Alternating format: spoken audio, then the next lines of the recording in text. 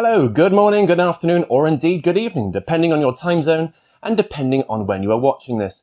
I'm James Innes, and this is my YouTube show, The Jobs Guru. It is Tuesday, the 16th of June, 2020. Cheers.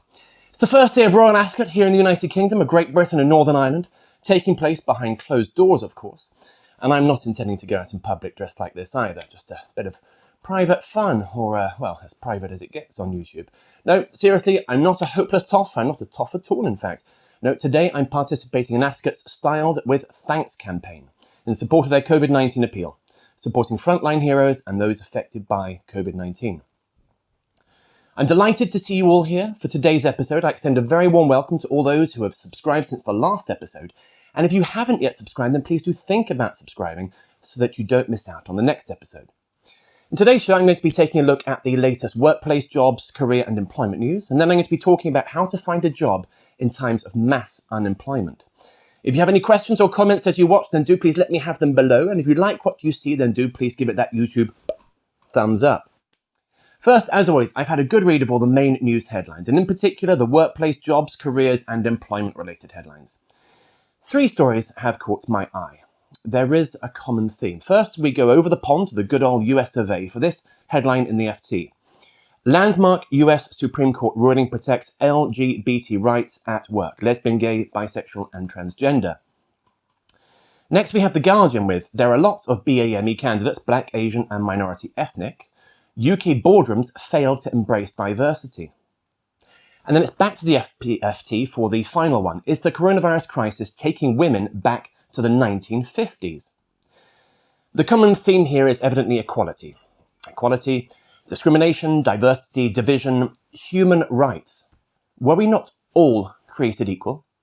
Well, there are plenty of people who think that we weren't, who believe that we weren't, that's for sure, but that's only part of the problem. These issues of equality are immensely complex, and I get a sense that things are really coming to a head, and about bloody time, really. What was it that Shadow Justice Secretary David Lammy said recently? He said, we need action, not more reports. We don't need more reports, we need action now. Now, I don't necessarily agree with Mr. Lammy about everything, but on this, I couldn't agree more. In fact, I think I'm going to dedicate an episode next week to this whole topic. I may even make it the theme for the whole week, we'll see.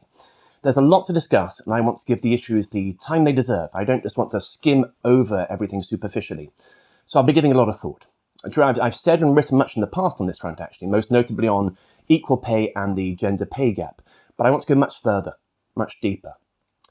For today, though, I'm just going to briefly mention the Equality Act of 2010. Now, it may not sound very exciting, it may sound really rather boring, but it represents the best piece of anti-discrimination legislation this country has ever seen.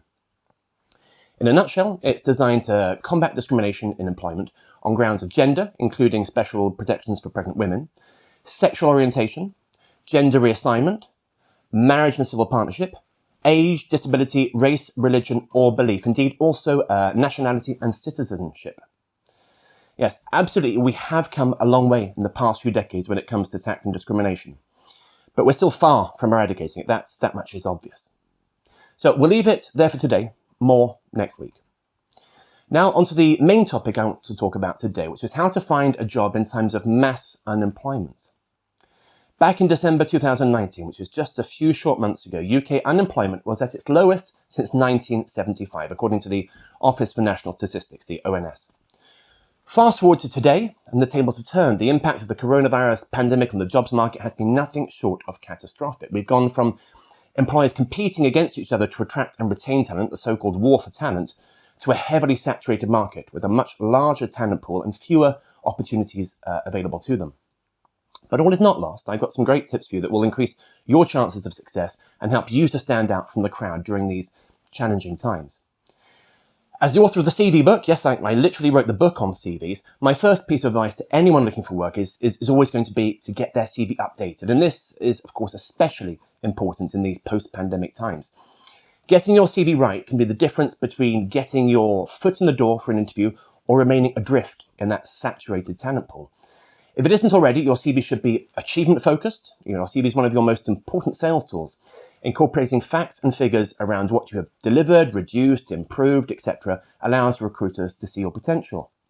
It should be tailored to each position you target. Most recruiters use applicant tracking systems, ATS, these days to do the initial screening of the hundreds or thousands of CVs they receive for each advertised job. So incorporating the keywords that they're looking for in your CV is vital. It should be, indeed it must be, error-free. Recruiters do not like to see spelling or grammar errors in a CV. It speaks to a lack of care and attention, and you'd be surprised, something like half of CVs do have this sort of error in them. And it has to be up to date. This includes details of what you've been up to during lockdown. Now, onto LinkedIn. Back when I first created JamesInnes.group over 20 years ago, LinkedIn didn't even exist. Now, I tell all my clients that a strong LinkedIn profile is essential, and today this is one of our most popular services. Just a couple of reasons why. One, networking. The companies you want to work for will be active on LinkedIn, and so should you be. Join relevant groups, comment on topics that interest you, and make new connections so that when an opportunity comes up, your name comes to mind. And two, job search. Many recruiters only use LinkedIn now to find suitable candidates.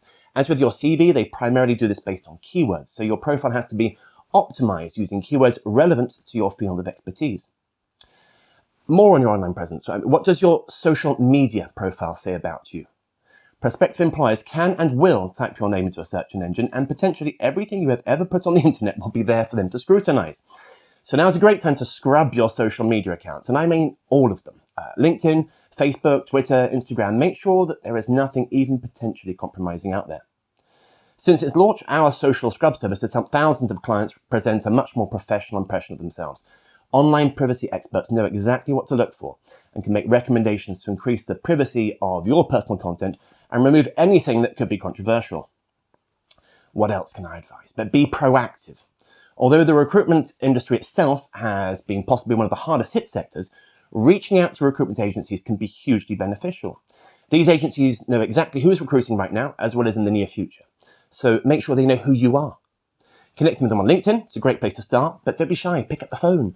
Introduce yourself to them in person. Keep reminding them that you are looking, without becoming a pest, of course. Expand your network beyond LinkedIn and your engagement with recruiters. Talk to friends and family. Let them know you're looking for work. These people hopefully care about you and will be keen to help if they can. Remember, you never know where the next opportunity might come from. Even if your personal contacts don't work in the same field as you, they may know someone who does. You should also stay current, of course, read the news, set up Google Alerts maybe for companies that you are targeting, and keep up to date with industry trends and developments. This will help you to be much more strategic in your job search. Be open-minded. At times like these, you should be willing to try something new. Your skills and experience could very easily be transferable to a different industry or a different position altogether. Never say never. Consider volunteering or furlonteering. Just because you have lost your job or been furloughed doesn't mean you should sit back and binge watch Netflix. People who have kept themselves busy during lockdown will more than likely come out of this in a much more favourable position.